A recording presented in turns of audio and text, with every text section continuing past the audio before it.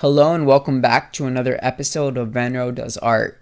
Today I'm going to be doing something a little bit different.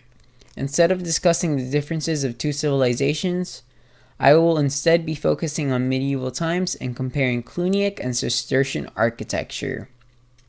The Cluniac movement began in 910 CE by William I, Duke of Aquitaine, and ushered in a new style of Romanesque churches. Cistercian architecture, on the other hand, was somewhere in between Romanesque and Gothic churches, and marked a transition towards the latter.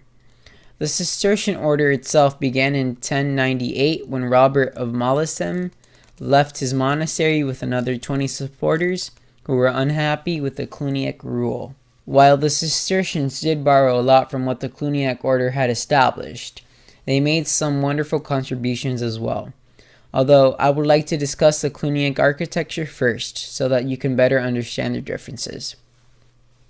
Cluniac churches were very much Romanesque and as such possessed many of the qualities of other Romanesque churches of the time.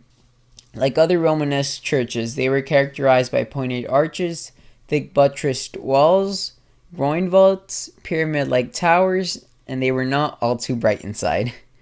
While Cistercian churches did incorporate many of these ideas into their own churches, they did make their own alterations.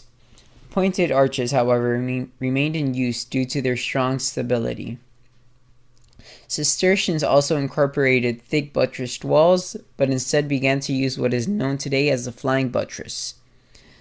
This advancement allowed for more light to come in, and we begin to see the use of stained glass taking advantage of all this newfound light. Groin vaults remain the same as well. Towers began to see more intricate shapes, although they pale in comparison to the spires of the Gothic churches. Another new addition, however, that we would practically see in all future Gothic churches is the beautifully ornate rose window. Well, that wraps up my discussion on Cluniac and Cistercian architecture. If you would like to add anything or point out any sort of error, feel free to comment down below. Until next time.